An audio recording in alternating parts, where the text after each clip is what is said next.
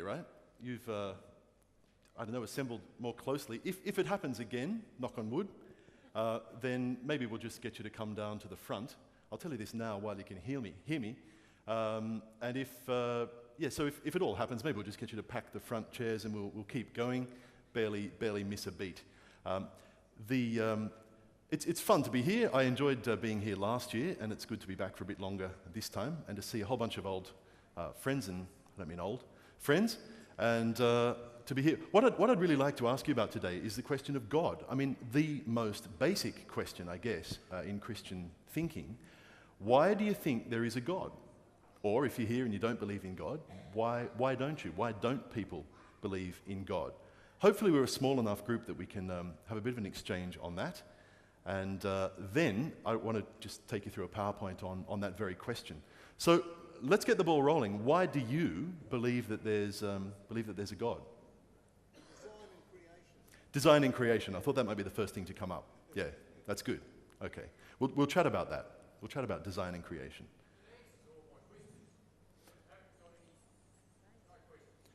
It answers your questions. Every single one. Wow, you're ahead of me, but that's good. I've got about 4,000 still to be answered, but no, I hear what you're saying. There's a massive. It does answer a lot of questions. It's the logical backstop for so many things that we want to believe in.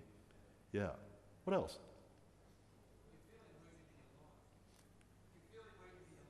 You can feel God working in your life. Yep. So that personal experience thing, and nobody can take that away from you in a way, can they? They can use all the logic in the world, and if you've actually experienced God, it's very tough to have that snatched away.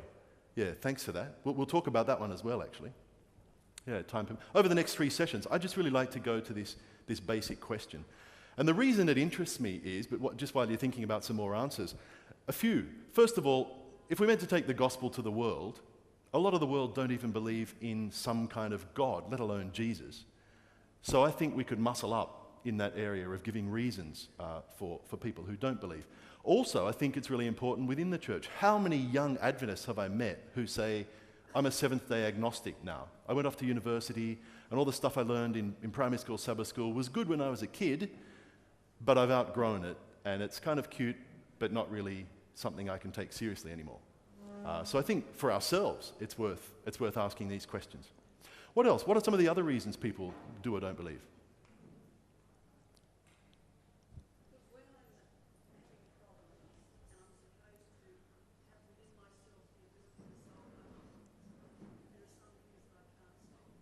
Right. Thanks. Nice. When you have problems, they're beyond your own resources, and you like to think there's a being out there that cares about you. Yeah, I think that's a huge appeal of belief in God. Boom it out. I agree. The opposite is too terrible to contemplate. Yeah. Well, it's good to contemplate, but you wouldn't want to live there. Nice idea to visit. What about reasons why people don't believe in God? Let's try and have some understanding of other people's thinking. Okay, one big issue probably is the way Christians act or have acted in the past. Some of the crazy things we've said and done. Some of the crazy doctrines that are floating out there in Christianity. How many times have I heard people say, when they find out I'm a Christian, I could never believe in a God that would barbecue people forever and ever and ever and ever and never stop. And I just say, well, fantastic, neither could I. We have that in common. But I think that doctrine alone has done more, perhaps, to make people atheists than most other things. What else? Why else don't? I think that's the biggest one, the disasters and tragedies and catastrophes that people suffer from. And I'd like to address that issue probably in our next session, actually. And, in a way, as Adventists, we're really on to a good idea there with the great controversy idea that just says, well, there is evil in the world, but God is not to blame, and he's working on it. I think those are the big ones. What else? What other reasons? Right, okay. Yeah, you can look at nature and no one's running around with an oil can making it work, are they? And you kind of say, well, it's just this self-sustaining system. So, yeah, that's true. And I think a lot of people find that enough in itself. But the question then is, well, how did this amazing self-sustaining system start? What else? If you believe in a God, that you need to have a response to Him. If you don't want to respond to a God, then you deny that there's a God and you can do whatever you like. I think you're onto something pretty controversial there, that if there's a God, then I'm morally accountable, and I have to perhaps change the way I live. And I think for a lot of people I've spoken to, throwing God out the window lessens my guilt. But then when you really press them on that question, do you still feel guilty? Yeah, I do. Well, then how has the idea of getting rid of God, how has that helped your guilt? And I can think of 4 conversations with people where you gently press them a bit, and they say, no, I still feel guilty for some of the things I do. And you go, well then, how does getting rid of God help you with that? It doesn't.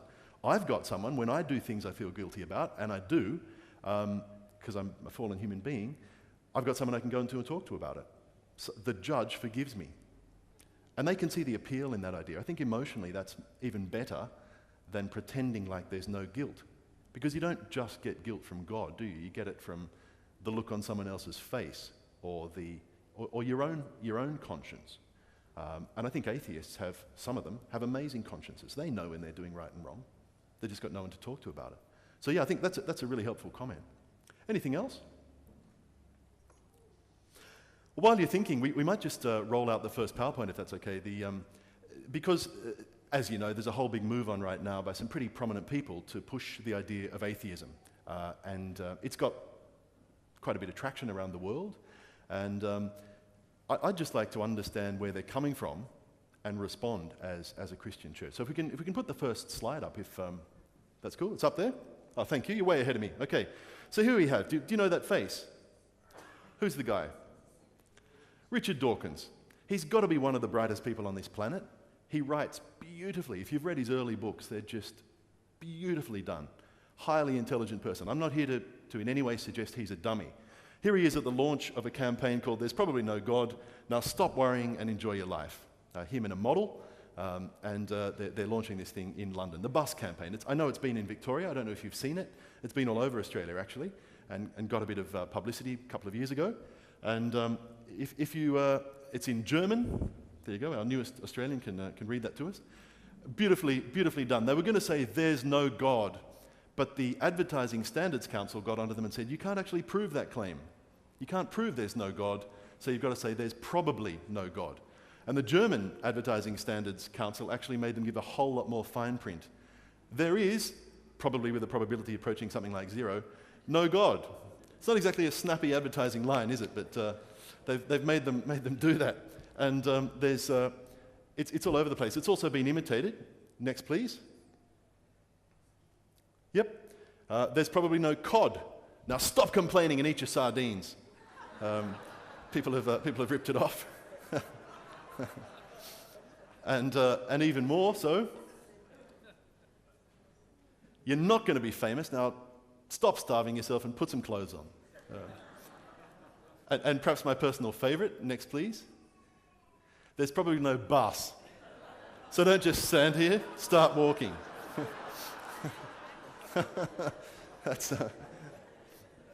I love it. There's probably no bus. Oh, great. I'm at the big universal bus stop and it's never going to come. Awesome. And if you take this stuff seriously, when you look at the question of there's probably no God, why would that be good news? Well, the guilt answer, I think, is one that we've been given. Yep, next please. And I'd just like to ask the question, there's probably no God, so stop worrying and enjoy what exactly?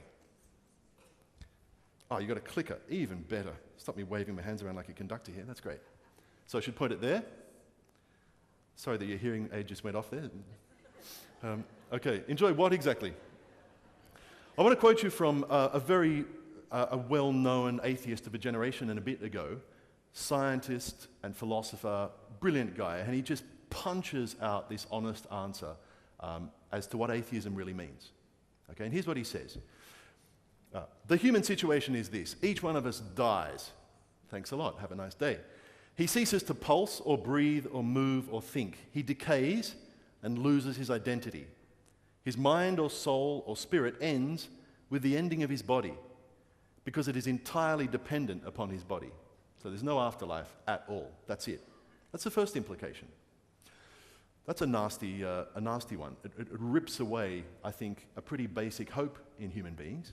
I have a very dear friend who's actually working with me on this film project, who is an atheist, a good enough mate that I've named my son after him. He's just a fine guy. And just recently, we've been chatting over the last, 14 years we've known each other. And just recently, his father passed away. And he actually said to me, he said, I think he's gone to a better place. And even he is wanting to hanker after that religious idea of afterlife. It wasn't the moment for me to say to him, you can't believe that, and hold your atheism as well. One of them's got to give. That just would have felt a bit manipulative to say it at that point.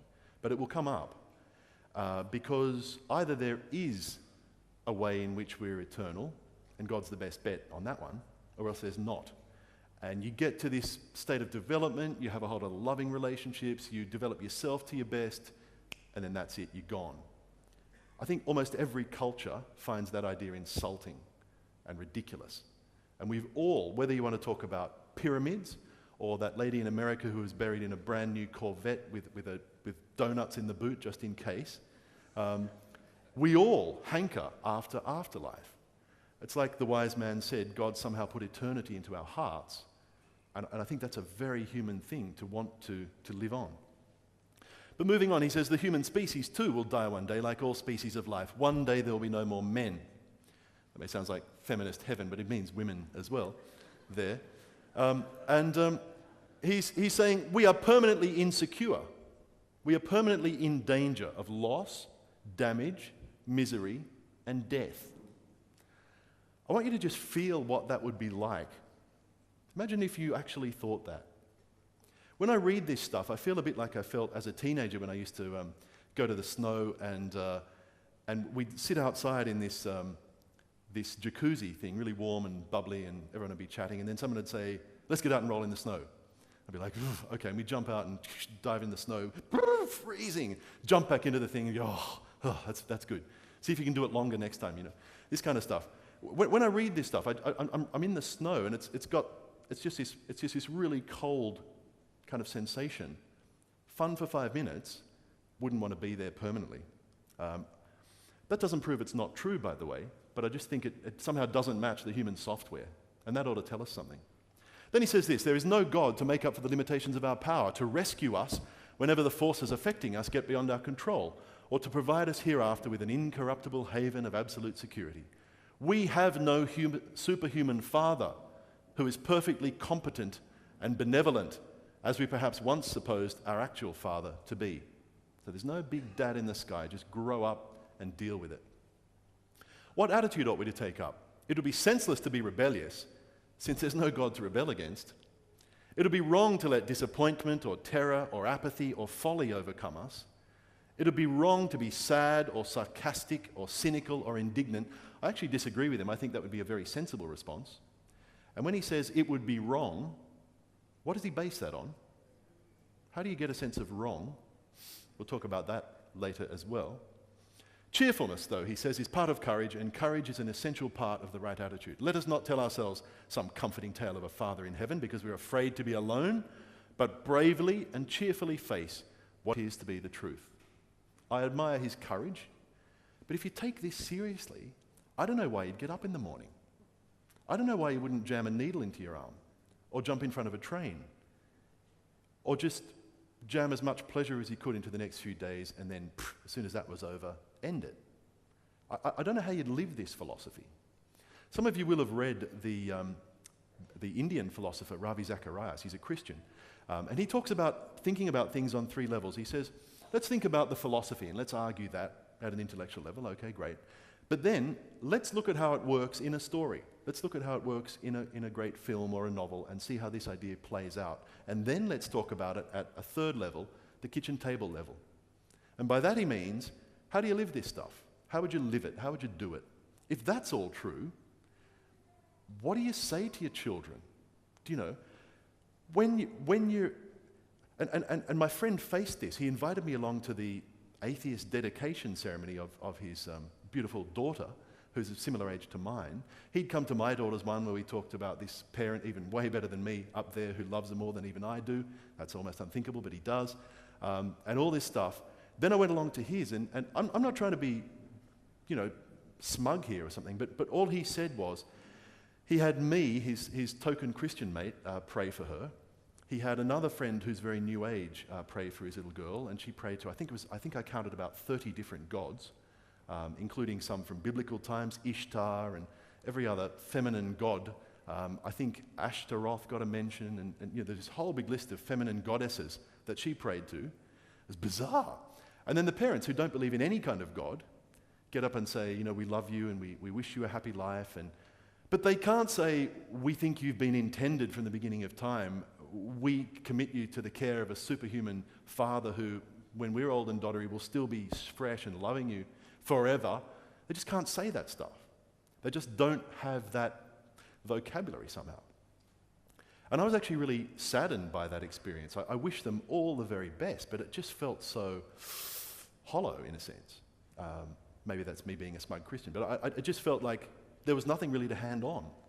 What are the values that we're here for? We're just here. Why? Well, just because. Luck. Very tough to live. Very tough to live.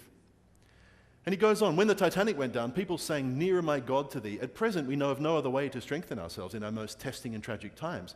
Yet this way has become dishonest," he thinks. "Thus it is urgent for us to create new ceremonies. I have no idea how to do this, but I believe it can be done if we try." What he's saying is, I recognize that church and church meetings are really valuable. There's something awesome in ceremony. When you dedicate a child, or when you marry a couple, or when you bury a person with dignity and love and hope, there's something beautiful for a community. And I know church has got its bumps and it's got its settling in issues, and it's full of human beings like me, but there's something awesome about ritual, and he's going, I haven't got any. I guess the best he's got is sport, the Olympic movement, the humanist ideal and all that, but he's recognizing a lack.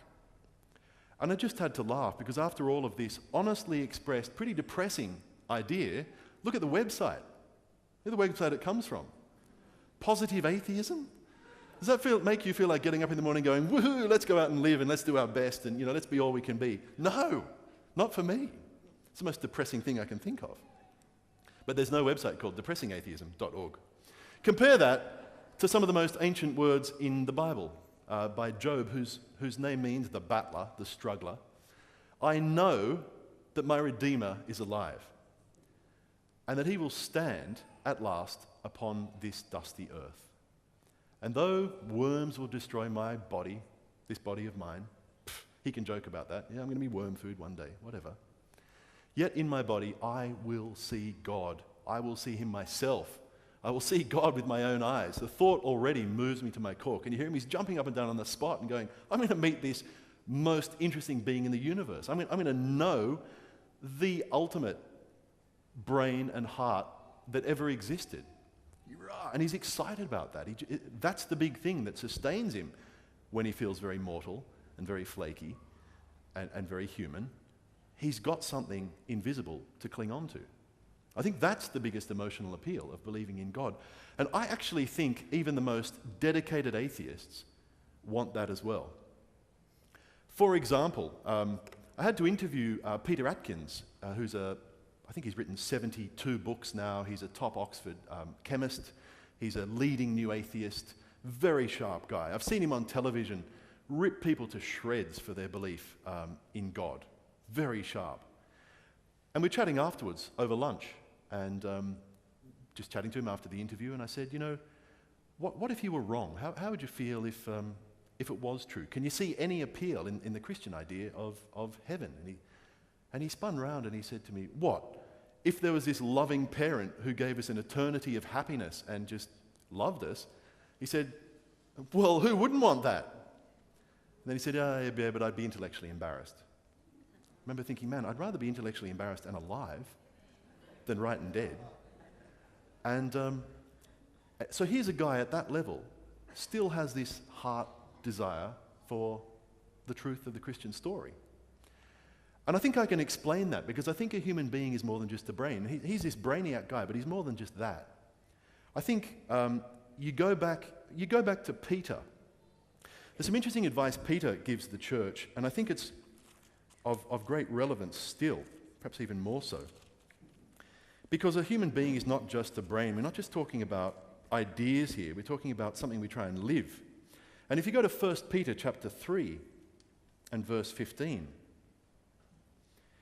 he's talking to the church, and he strings these ideas together. He says, in your hearts, set apart Christ as Lord. So he starts with the heart and goes, first of all, have Jesus as number one in your own heart, in your own inner feelings, in your own ambitions and all the deep, gooey stuff of a human being. Have God in there first.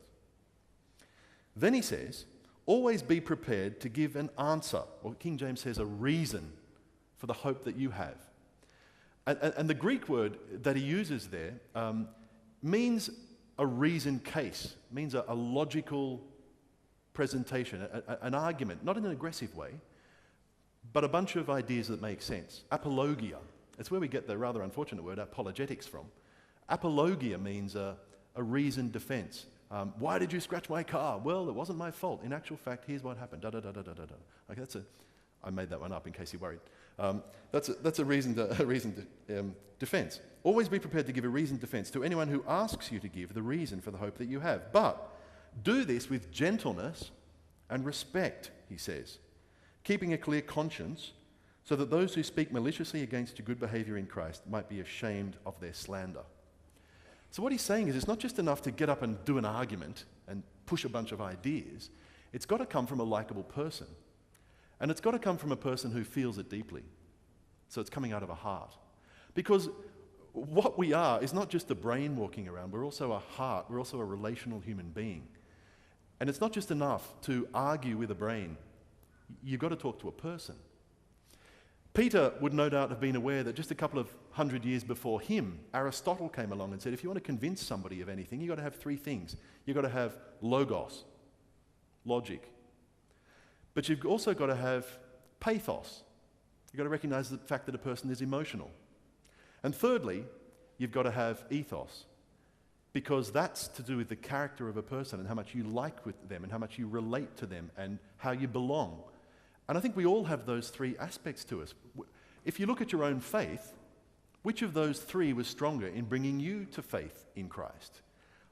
I think it was probably a combination. I don't know your story, and I'd love to. But there was probably someone who persuaded you of the truth of a certain things. There's probably also some way in which the Christian message touched your heart, and you thought, when I'm looking at being worm food, I want to believe in the fact that there's someone who loves me, and that touches you in deep ways. Thirdly, I think it was probably something to do with the community. There's probably some person, some individual, some youth leader, some speaker, I don't know, who you just connected with, and you somehow just exchanged and downloaded some of their ideas. There's those three aspects to a person. And if you ask me, even the most intellectual atheist out there also has a heart and is also open to human kindness. And I think those are the tactics that we're asked to use, not just good argument. I think it's a balanced diet that Peter is asking us to present to people. Can I ask you a question? Which one do you reckon you personally are stronger at? Some of us say, I just be nice to people, I don't argue theology, I just want them to see a Christian witness. Great. That's 1 out of 3. There's got to be more than that. And I think we need to deliver a balanced program. Some people kind of say, I just argue with them and don't worry about the kindness. I've seen it happen. I've seen a Christian apologist that I really respect, an evangelist, get up and tear the strips off his enemy. This is a guy with 7 earned doctorates, incredibly sharp, gets up and makes his opponent look absolutely stupid and reduces him to the level of some kind of earthworm. And I remember thinking, that's a great loss for Christianity. He won the argument, but he was so caustic to the person, that guy's never, ever going to come to Christianity because he would never give that jerk the satisfaction. Right? I hope I don't make that mistake. And I think what this is asking us to give is a balanced witness that comes from a human heart that loves Christ, that is part of a good life, but then makes a whole lot of sense. And wouldn't it be awesome if, as the church, we ask God to muscle us up in all those 3 areas? Wouldn't it be awesome if we said to God, we want to do that. We want to be available for your ministry wherever we live and wherever we work, and we want you to muscle us up in those three ways. That's my prayer regularly, is that we would start to see what a high calling that is, and that we'd go for it. That really excites me, actually. But back to our atheists. Let's quote another atheist. This is a guy I've interviewed a couple of times. He's an Australian journalist and filmmaker and very interesting person. 10 p.m. on Radio National, he does this really interesting, nerdy show, Late Night Live. This is what he says. I believe and always have believed that life is totally meaningless. Whoa, hang on a second. It's fine to say that and just throw that away when you're living in your big, beautiful, pink $6 million house there in the eastern suburbs of Sydney, and you've got everything you want. But for Pete's sake, don't say that to a kid. For Pete's sake, don't go and say that in the youth tent. Life is meaningless. Because how do you live that one? Anyway, and that we have no destiny, no purpose, no author. How do you say that to a young child? You have no destiny, no purpose, and no author. Yeesh. Then he says, we just are, for a while anyway, and then we aren't. Oh, okay, great, thank you. I know that we live in a minor planet in an off-Broadway solar system on the edge of the Milky Way, and that in the final analysis, we're as significant as the 8 billionth grain of sand beyond the final palm trees in the most distant oasis in the Sahara. Do you know what? I think he's right. Partly. We do live on a pathetic little planet. I'll talk to you more about that in a second. It's got everything we need and it's awesome. But it's not a big, impressive planet, and it is not in a fashionable neighborhood of the galaxy. And yet what blows me away is that God came down onto this planet. We'll talk more about that later, but I think he's onto a big idea there. Consequently, I believe it's absurdly vain to see ourselves as echoing God's image, and just as silly to anthropomorphize, to put in human terms, to Disneyify the concept of God into anything vaguely human. He's right again. What a ridiculous thought that God, who's beyond everything, would become human. It blows me away, but it happened. Like the hippopotamus or the hedgehog, humans are simply an evanescent expression of the life force. Whew. In other words, we're just here for a while, and we're just made by something or other. But we're as destined for oblivion as dodos and dinosaurs. A whole lot of us are just going to die one day. Clearly, if you live in a universe where there's no meaning, there is finally no absolute morality. Think about that for a second. Yay, we threw God out the window. Yay, we can do what we want. Really? Really what you want? So child abuse is fine then? So torturing dolphins, you're okay with that? So completely trashing the environment, no problem? What a ridiculous statement. There's no absolute morality. Everybody believes in some kind of absolute morality. How do I know? A friend of mine's a nurse in a maximum security prison, and in there, guys who've raped and murdered and done all sorts of high-end crimes still beat up on the child abusers because they say what you guys have done is sick and wrong. Even they know that. Okay? Everybody draws some kind of moral line around something. And we'll talk about that later on. How can you do that if there is no God? Where do you get your morality from? There's a few options. I'm going to argue that not one of them work. We'll do that on Sunday morning. And Philip Adams talks about his own childhood. It's quite interesting, actually, why he becomes an atheist. He says, that was my childhood, living under great tension at home and not being able to rely on my natural father for support. His dad was actually a minister, a Congregationalist minister, went hooting off to the war in Papua New Guinea and left young Philip with grandparents. And he describes, as a young boy, at night, lying in his bed and going... In fact, he got a coconut from his father that his father mailed down from PNG. And it said, Philip Adams, and it gave his street number, street address, suburb, Melbourne, Victoria, Australia. And Philip Adams is lying in his bed going, Melbourne, Victoria, Australia, the Southern Hemisphere, the world, the Milky Way. But what's beyond that? And here's this gifted little kid lying in bed going, there's nothing up there. And he says, from about the age of 6, I guess because I felt lost and alienated, I began to doubt the paternalism of the universe. Didn't really feel I had a dad on earth, and it became pretty easy to doubt that we all had one at all up there. I knew intuitively that the universe is completely senseless and meaningless, that there's no reason to it, that there's no paternal figure in the sky. And he says most atheists don't come to this conclusion happily. I can assure you that most atheists, in my experience, do not happily embrace that black hole. They'd rather like there to be a father and a purpose and a meaning and a destiny. Malcolm Muggeridge puts it this way: if God is dead, somebody's going to have to take his place. It'll be megalomania or erotomania, the drive for power or the drive for pleasure, the clenched fist or the phallus, Hitler or Hugh Hefner. I think he's nailed it. You've got to live for something. You've got to live for something. And look at this: no God, no guilt. Debaptize now. There's a whole online movement about debaptizing yourself. If your horrible brainwashing parents baptize you as a child through sprinkling, then send in your name and we'll send you a debaptism certificate. You can get that. And it'll liberate you to go out there and live a life without guilt. Really? Doesn't seem to work for the people that I know who have actually tried it. And you look at this: Jesus says God did not send his Son into the world to condemn the world, but to save the world through him. We've got the guilt remover in the gospel. We've got show us when we lived wrongly and point us to a better way of doing it. But I think the Christian story is not about increasing your guilt, it's about decreasing it, isn't it? Hope it is. Is that getting through? Look, you know what? We won't read that one today. What I want to talk to you about is the first idea that somebody brought up. And in the time remaining, let's just think about the design in nature thing. A few things on that one. And when the first astronauts started to launch into space, they basically bolted themselves under the front of military rockets and went scooting off, not knowing what would happen.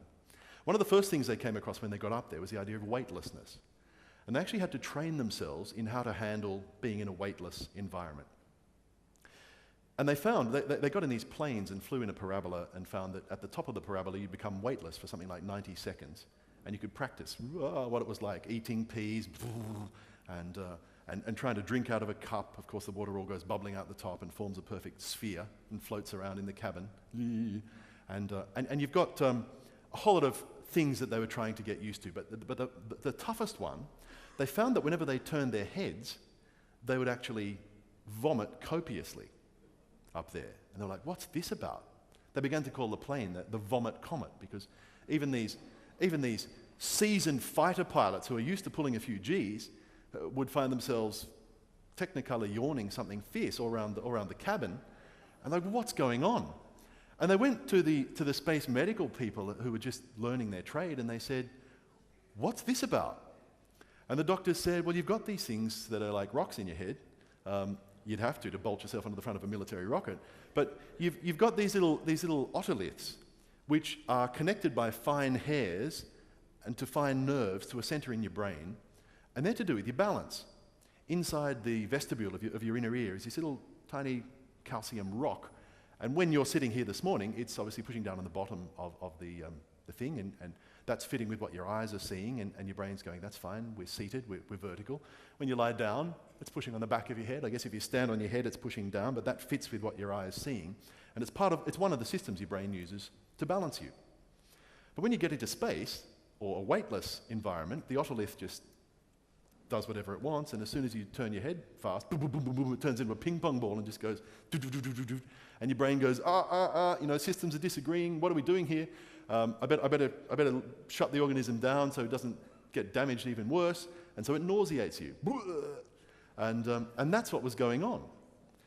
And so these new astronauts had to work out a way to just ignore that part of their brain, and after a couple of weeks of training they could ignore it and they wouldn't vomit and they'd be fine. That's just one of the things that happens with weightlessness. One of the others is that your leg muscles no longer pump blood back up to your body because they don't need to. It's weightless up there. And in fact, your blood supply lessens. Your body just doesn't bother making blood. Another thing is that your bone mass starts to chip away. And they're saying now that if you go on a 2-year mission to Mars, which is what's being planned, you could lose 30% to 50% of your bone mass. Now, I see some seniors here. You know what that means. You know that the osteoporosis thing, if it strips away your bones, and what's one of the best things for it? Load-bearing exercise. Load-bearing exercise, your bone cells start to go, yep, we'll keep ourselves strong. They're using it, they're not going to lose it, we'll keep it going. But in space, you lose half your bone mass and come back to Earth, your life is going to be pretty tough. There's a lot of other ways in which it seems like the human body is perfectly suited to living on this little planet. Now here's the question. What if our planet was twice as big? If our planet we're living on was twice as big, I don't want to tell you how much I'd weigh. It's 180 something kilograms, right? I'd be lumbering around with that. And I'd be struggling to get the blood back up from my legs. There'd be a whole list of things that would make human life really, really tough, living under 2G. What if our planet was half the size that it currently is? You probably don't wake up in the morning thinking about this, oh, what if our planet was half the size? But scientists have been recently, and one of the things they're saying is that we'd probably really struggle to find traction. We'd probably really struggle with a lot of the things I've been describing. Worse than that, we might lose most of our atmosphere, in which case, well, a whole lot of things start to happen. A lot of the radiation that comes from outer space, UV and others on the spectrum, would be very, very dangerous to us. We'd have a much higher rate of cancer. We would also probably, find it very hard to breathe. It'd be like being up on the top of some mountain and trying to, exercise would be ridiculous. And also, a lot of the space junk that floats in and burns up when it comes near our planet wouldn't burn up and would probably strike us. There's a whole lot of ways that our planet seems to be just the right size. And it also seems to be just the right distance from the sun. If you look at Trivial Pursuit, what's the planet one nearer to the sun than us? Venus. Right, you know what the temperature is have you seen the weather report on Venus today? Yeah, it's about 460 degrees Celsius. That's sunnier than Queensland, let's just put it that way, okay? In fact, I was singing that silly old song to my wife the other day, take me to the moon and let me play among the stars. Show me what the spring is like on Jupiter and Mars. And I was thinking, far out, he's trying to kill her. Take me to the moon, there's no atmosphere, and you're going to float off because the gravity's tiny. And let me play among the stars. You know what a star is? It's a thermonuclear explosion. Show me what the spring is like on Jupiter. Well, very, very, very, very cold. And it's made of gas, so you can't walk on it. And Mars, well, Mars has the opposite problem. You know what the temperature on Mars is today? About minus 200. So isn't it lucky, or something, that we're as close to the sun as we are, and not too close, and not too far away? And here's another one. The fact that our planet spins about every 12 hours, about every 24 hours it makes a full orbit, it makes a full revolution. You probably don't even think about that, but the scientists tell us that that's really lucky, because without that the temperature would vary something fierce. Example, what's the nearest planet to the sun? Mercury, very good. You know what the temperature is on the bright side of Mercury? In the 300 Celsius. You know what it is on the dark side of Mercury? About 140 minus. Even though it's right in there near the sun, the dark side of Mercury is freezing because it spins really, really slowly. It takes about 80 Earth days for that planet to rotate. And so life just wouldn't be possible if we were spinning much more slowly. Plus the fact that we're tilted about 20 degrees, 22.5 degrees, means we have seasons. The fact that we have a moon means that our oceans spin. I could keep you here all day with this stuff. The fact that there's Jupiter out there, like this great big dumb rugby player kind of rotating outside of us, it's taking the tackles for us. It's copping the hits of a whole lot of asteroids that are coming in. And it's just out there running defense for us, boom, boom, boom, day after day, and we're in here going, oh, missed that one. We didn't even know about it. There are so many ways. Here's another one. The fact that planet Earth has a lot of iron at its core. Well, what that does is gives it an amazing magnetic field, which fights off a lot of the pretty fierce radiation that's coming in from the sun. As we said, the sun is a thermonuclear explosion that just goes on and on and on and on, and it puts out a whole lot of rays, which would be fatal to us if we did not have the Earth's magnetic field out there protecting us from that stuff. There are dozens and dozens and dozens of examples of ways that this planet is just perfect for human life. And scientists are having to deal with that now.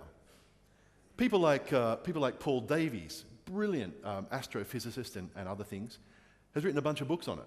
Some of you may have read that. And what he says is, okay, here's the options. Here's the options. Option number one is we just got lucky. We just got lucky. And of course the atheists will say, of course that's what happened. If it wasn't the case, we wouldn't be here. We wouldn't be having this talk. It's just that human life evolved on this planet. It's one of the few planets we know about where it was possible. And so it was just luck. But there are so many zillions of planets out there that one of them had to be lucky. And the bigger the universe gets, the more probability you have, so it makes sense. Let me tell you what the probability is, according to Hugh Ross, who's an astronomer.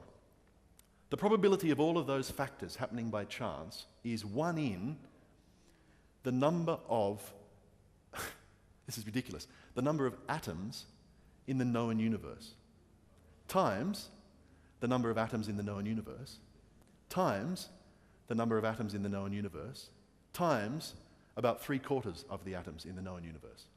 That is a big, big number. That is a ridiculously improbable number. So, luck, that's the first option. The other option is, and this is what Stephen Hawking says. You know Stephen Hawking, the wheelchair-bound scientist who's even made it onto The Simpsons. I mean, it doesn't get any better than that. He's got an American voice, even though he's a Brit, because the robot that speaks for him was made in the US.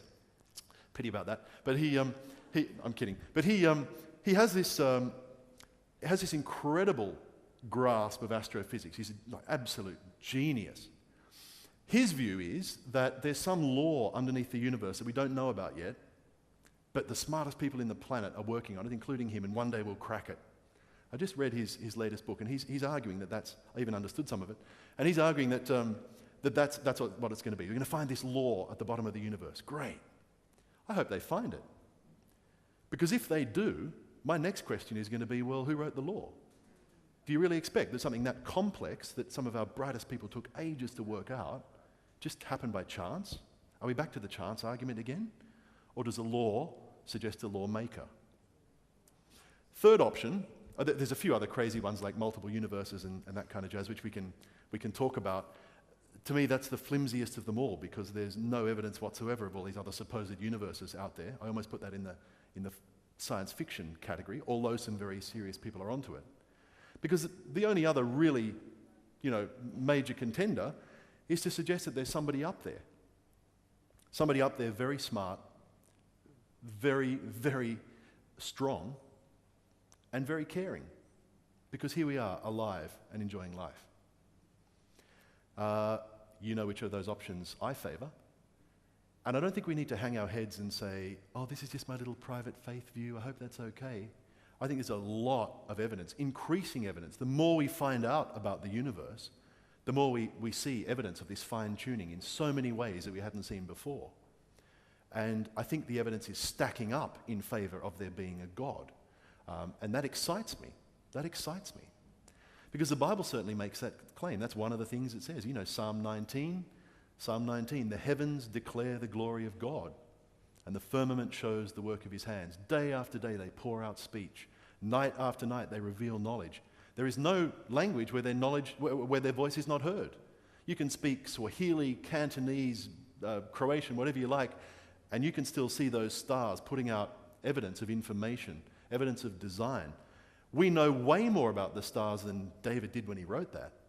And more the evidence is stacking up that the universe is declaring God's glory, if you ask me.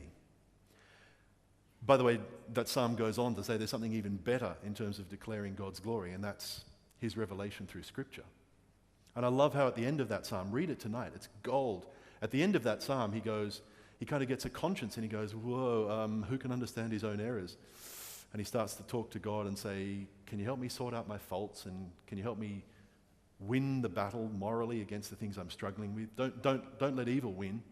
I couldn't handle that because I want to be innocent. I want to be good. I want to be on the side of good. And then he comes out with that beautiful prayer, let the words of my mouth and the meditations of my heart be acceptable to you, God. We get some sense of scale of how big that God is. Philip Adams was kind of saying it. Let me throw some numbers at you this morning. The solar system. It's about 15 million kilometres across. Okay, that's big. That's about 2 light years. And that probably means nothing to you, but let me give you a statistic. If you got in the fastest vehicle that the human race has ever made, it's called the Helios space probe. It's unmanned because it goes too fast, but it goes at something like 28 times the speed of a jet. Okay, 28 times the speed of a jet. If you got in that thing, how long would it take you to get from one side of the solar system to the other? 6,800 years. So that's big. But in universal terms, it's tiny. 2 light years, okay, that feels big to us. That's just our little solar system. There are stars out there 100 times, 1,000 times bigger than our sun. 1,000 times bigger. We're just a little dot. As Stephen Hawking puts it, we're just chemical scum on a medium-sized planet. I don't think he's chemical scum. I don't think I am, but that's what he said. But if you look at the size of that, okay, 2 light years. If you try to cross our galaxy, what galaxy do we belong to, by the way? Milky Way. If you try to cross the galaxy, Milky Way galaxy, how far is that? How many light years across the galaxy? Well, let me just cut to the chase and say that there's 15 billion light years across the known universe. I could step you up in steps. Let me just go from 2 light years for our little solar system, 15 billion light years across the known universe. There's 200 million suns like planets, stars like our sun in our galaxy, but there's 100 or 200 billion other galaxies, they're telling us. So it's just ridiculously huge. And does that give you some sense of who you pray to every morning? It just bends my brain at what a huge God we're talking about. And when you superimpose the Christian story onto that, when you say that God decided to come down, saw one problem on one little tiny planet, and decided to become us and fix it, I just, Christmas just hurts my head. I just don't know what's going on. How does this God become a baby? How does this 15 billion light year God shrink himself down to be a human fetus? It's almost unthinkable. But it's the most beautiful idea I know. And I think more and more there's evidence in the natural world that we're not just kidding ourselves about an imaginary dad up there, but that in actual fact there is a very intelligent, very powerful, and very kind being that wants to know us. And imagine if the rest of the universe was partly put there as the greatest advertising of all time. Basically God showing off and going, check this out, watch that. And by the way, the more you learn, the more you'll find that there is. Imagine if he was just going and saying, hello, the message is I like you people, I want you to have a happy life forever. That's all, thanks, signed from God. I mean, to me that's part of the reason that it's all there. He doesn't need our worship, but just simply because he wants to know and be known by human beings, like any parent does. And I think that's a beautiful, beautiful idea. I think also that we don't need to be afraid of learning more. It's not like Christianity is saying, oh, I hope science doesn't march on, because if it does, they'll expose the fact that we've been believing all this silly stuff. No, the more that we learn in this field, the better Christianity looks, the better the Bible looks. And I think we have nothing to fear from our young people going and being educated, as long as they're able to see both sides of the issue, because the evidence is mounting that Christianity is based on something more than just me wishing, that it's actually based on the truth. How are we doing for time? We've got 15 minutes? Okay, cool. One of the major issues with this, of course, is to say, well, hang on a second. You're talking about all this beauty and design in the natural world. That's lovely. But what about evidences of unintelligent design? Should we have that chat? What about the evidences of unintelligent design? What about the fact that, you're watching the Discovery Channel, it's all very lovely, and you're saying, wow, look at the amazing design in that cheetah and its incredible ability to just pump its muscles and get up to great speeds. But then what does the cheetah do with that? It goes and rips some poor old grass eater to bits and just leaves it there dead, chews it up, walks away. How do we deal with that? It's a fair question. There's been a few books written about this, unintelligent design, and they kind of say, well, okay, if you're going to claim God designed this, and did God design the shark? Did God design the AIDS virus that so cleverly gets into the human system and wipes us out? Is there intelligence behind all of that? That's a tougher question, much tougher question. And I guess Christianity gives a couple of answers. The first answer is given by, let's admit, the majority of Christians who are theistic evolutionists. And they will say, well, God uses some pretty cruel methods in the way that creation proceeds. Okay, we have hundreds of thousands of years of animal suffering, have a whole lot of human suffering, but don't worry, it's going somewhere. It's heading somewhere good. God will trust him. He'll take it in a good direction. Okay? That's the challenge with that system, I guess, of explaining it, is that God actually chose to use a method of creation which is inherently cruel. Could have used other methods, didn't. I don't agree with that worldview. For me, the biblical story of creation seems to start with something much better than that. It seems to start with perfection, where God says, it was good. It was very good. Good, good, good, good, very good. It also seems to start with no suffering. Seems to tell the story of the loss of that first lamb. That's the first time death appears. And that's after the human race has chosen to sin. Now, if I'm reading the Bible the right way up, it claims to tell a very different story about origins from that one. Radically different. And then, to me, the advantage, the challenge with that, of course, is to square it with what we see in the natural world. I'm not pretending that's easy. But the plus of that is God isn't involved in cruelty. God's not involved in pushing any kind of, or in using a system that inflicts pain on his creatures. That comes later. That's not part of his original plan. I think that's really important. And Paul in Romans certainly makes that part of his gospel. If you want to go to Romans 8 just briefly, Romans chapter 8, he starts giving us a view of creation which is a bit more nuanced and two-sided.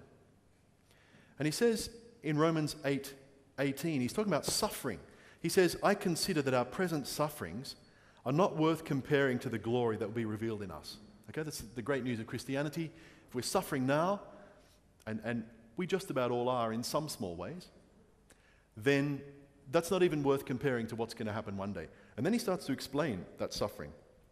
The creation was subjected to frustration, not by its own choice, but by the will of the one who subjected it, in hope that the creation itself will be liberated from the bondage of decay and brought into the glorious freedom of the children of God. So if I'm reading Paul right there, what he's saying is it wasn't God's original intention. The creation was awesome, and then it got subjected to frustration for a while. But there's hope. That's not permanent. One day, nature goes back to what God really intended. And he goes on, verse 22, we know that the whole creation has been groaning as in the pains of childbirth right up to the present time. Pains of childbirth, what's he thinking of? Pains of childbirth? What book of the Bible is he quoting there? Yeah, absolutely. I think of that every time I've been into the labour ward. I kind of think, whoa, not that that's the time to get too theological, but that kind of certainly, we wouldn't be going through all this pain if I say we, if in fact the first human pair hadn't decided to go against God's plan. It seems to me that a whole lot of things in Genesis, and you can disagree with me here, but it seems like a whole lot of things like harsh male domination of women, pain in childbirth, onerous work as opposed to delightful, enjoyable work, and a whole lot of other things are part of the curse. And when God says in Genesis, cursed is the earth because of you, Adam and Eve, I think that actually meant something. And I think the fall happens in nature. Now, I don't pretend to understand how much that happened. Did God design the great white shark? Did God design spiders with poison sacs? Don't ask me. But something changed in nature at the fall there that means nature doesn't yet represent God as it should and doesn't properly show us his character. It shows us his power, shows us his brilliance, but it doesn't properly reflect who he is. It's crueler than he is. He's not cruel at all. And Paul goes on, and he's obviously quoting Genesis there and talking about the whole fall story, and he takes it seriously. He takes it as part of his real-world thinking. And he says, it's not only nature that's groaning in childbirth, we ourselves, we who have the first fruits of the Spirit, we're groaning too. We groan inwardly as we wait eagerly for our adoption as children, the redemption of our bodies. Get that? Our bodies. One day, these bodies that we cart around and try to keep in as good shape as we can, but which kind of creak and suffer and are imperfect, one day these bodies will be redeemed.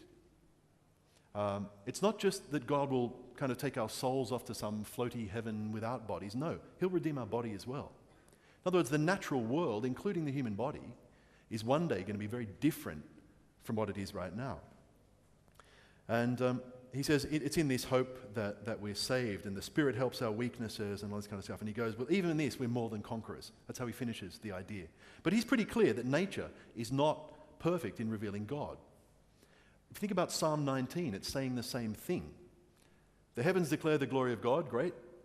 But if you really want to know who God is, read the scriptures. The psalm turns and it starts using a more personal name for God, Yahweh, the personal, intimate first name, if you like, of God. And it starts saying, this God is amazing, and his word can actually revive you, and it's a slightly different picture from the one that we get in nature. It's probably important that we're aware of that, because otherwise we can be sucker punched by people saying, oh yeah, so nature reveals God, does it? Yeah. Okay, what about the redback spider? So in a way, I think the Bible gives us a really clear understanding of what's going on in the natural world, and it's one that we don't need to be embarrassed about at all. Should we take a couple of minutes for questions or comments if you want to wrap?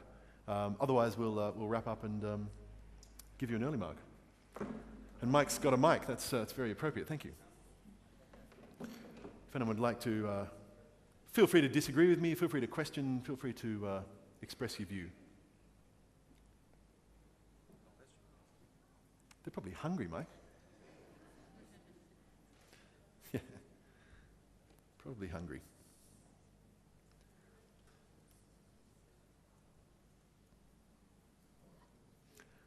We'll call that a day then. Thank you for your intelligent participation and for being here. Shall we have a prayer and wrap? Oh, there's a question up the back. Okay, cool. We'll take a couple of quick questions and then we'll let you out. Exercise. Thanks, Mike.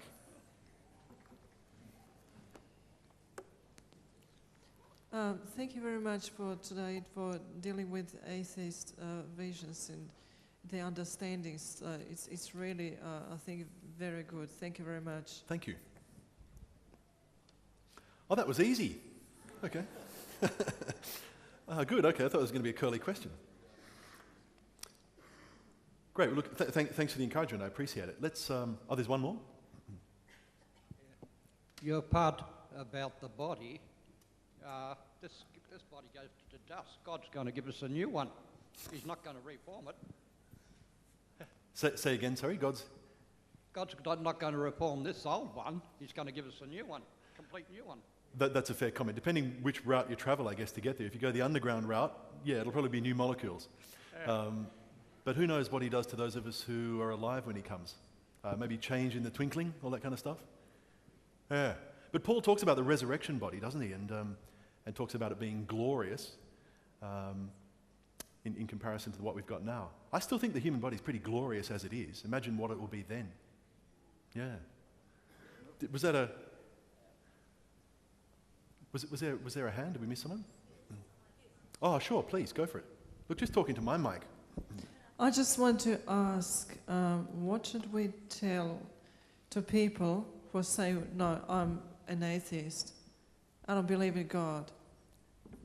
All I believe in is my strength, my might, and that's it. What do I tell them? Yeah, that's a very good question. I think we go back to the whole 3 points of why we believe what we believe. We may not have the killer argument to intellectually prove it to them, or I think it's worth having those discussions. But there might also be a way in which, over time, in a relationship, an atheist comes to see the advantage of faith and comes also to, I'd be attacking on all three fronts. Not attacking, that's an aggressive word. I'd be trying to serve that person in three ways. Number one, expose them to ideas which are convincing or which convince you. That's why we're making this film series. We hope that's part of that strategy. And there's some other stuff out there, some good books and so forth that do that for people. Second one, get them part of a community of faith. Invite them to things so that they see what that does in people's lives. And hopefully if they know you, they see you go through the ups and downs of life with an invisible friend, and they see this is not a 5-minute project though, this takes a lot of time. We're talking about a massive change in a person's whole experience. I guess the other thing I'd be doing would be trying to point out to them the advantages of it emotionally, helping them to feel what it's about and in some way to experience it. I'd also be daring, and I've done this to my mate and he's tried it and trying it, is to say, perform an experiment. Talk to the sky. If nobody's up there, what do you lose? Okay, you've been silly for a few minutes, whatever, no one knows about it. But if you start talking to this being and you get some sense of God in some way touching you, and I'm not trying to be too what's the word, gooey here, if you get some sense of God speaking to you in your mind, if you get some good idea while you're doing that, or if you get some kind of aha experience, well then keep doing it. And I think we shouldn't be afraid of asking people to experience God. God will turn up. God wants them with him forever, more than you and I do. He has completely pure motives for wanting their happiness. I think I've seen it where, for one silly example, my friend, he jokingly says to me, all right, start praying, because if I get a 4-film deal with National Geographic, I'll believe in God. And like an idiot, I take him seriously and go, okay, I'll do that, I'll pray for that. 3 months later, he says to me, you're not going to believe this, I just got a 4-film deal with National Geographic. And I'm like, of course you did, because I prayed for it. I'm not pretending it's always that simple. I'm not pretending it's that Uncle Arthur always. It's not. But in that case, I still think God turned up, and he kind of. It actually really rocked his boat that had happened, and the guy's softening. I hope he hears this tape. He won't mind. He'll just laugh at what I'm saying. But I think it's true. So I think there's a few ideas on how to do it, and I would say it's a big, long process. It's not a 5-minute kaboom. Thanks for the question. Maybe one more and then we'll wrap. Thanks, mate. Go. Hi. My friend showed me this verse in Job 38, verse 31, and it says, "Can you bind the sweet influences of Pleiades or loose the bands of Orion?" Is that accurate, do you think? Do you think there's actually gravities that actually hold Pleiades and Orion in that kind of way? I've heard, because he told me there is. Could you confirm that? Confirm what, sorry? That Pleiades, it says, is bound up with gravity, and that Orion is like bound in. I don't know. It's because it says loose the bands of Orion. I don't know. Yeah, the way I understand that text is that, and thanks for the great question, is that the writer is saying, it's part of the Discovery Channel chapters in Job, where basically God goes, I'm not going to answer your question about why you suffered. You're not going to get an answer. But look at nature. Whoa, look at this, look at that. Look at the horse, look at the ostrich, look at da-da-da-da-da-da-da-da-da-da.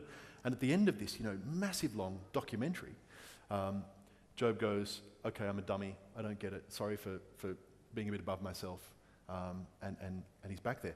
I think if I understand that text right, what he's saying is, how the dickens does it all hold together? How does it all hold together, and yet in such an airy way that it stretches out, but it's holding together. The astronomers tell us the universe is expanding. I don't know if that idea is in that text. I think it's possible to be in there.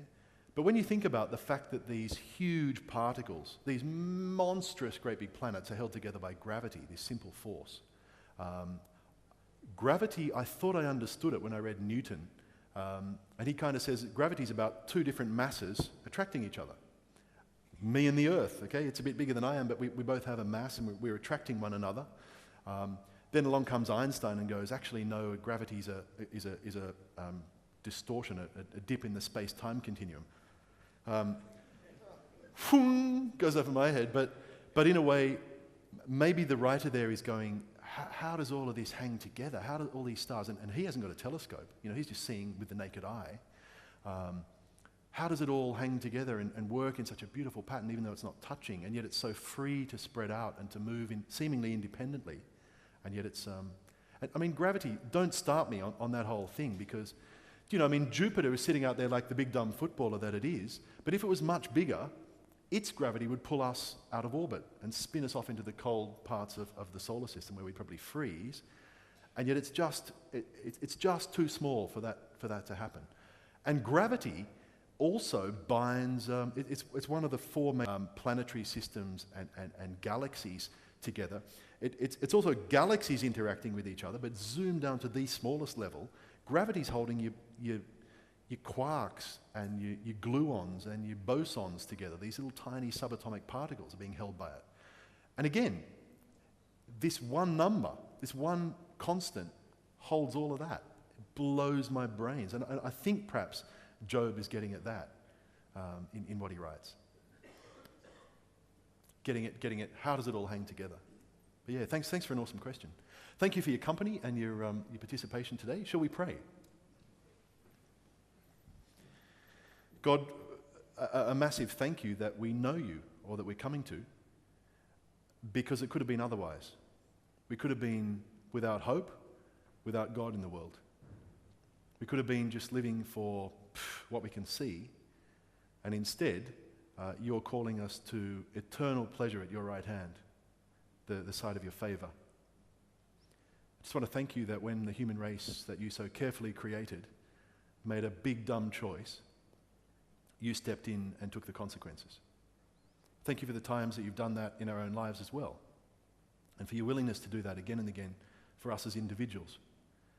Thank you for the cross, which I don't even begin to understand the God-man that was there, how incredibly huge that Creator is and was, and yet took on permanently a human body and identified with the human race to such an unthinkable degree, and now sits in heaven giving his grace to us and cheering for us and calling us to himself. What an awesome thing. We won't even begin to get it after our first 1,000 years up there, but we thank you for the huge mind that you have, for the huge heart that you have for each one of us, and for the fact that you who just put the galaxies in space also know the little details of our lives and care about the sparrow that falls, and even how many hairs we have on our head, my favourite text. And I just ask that we would bask in that. We'd bask in knowing you and being known by you. Pray also that we as a church would muscle up and do the job that you're calling us to do, the most important task that we could ever think of. Thank you for the meaning that gives to our lives, and for the fantastic feeling of knowing this great big smiling face behind the universe. In Christ's name, amen. Thanks, guys. Have a great day. Well, thank you very much for coming.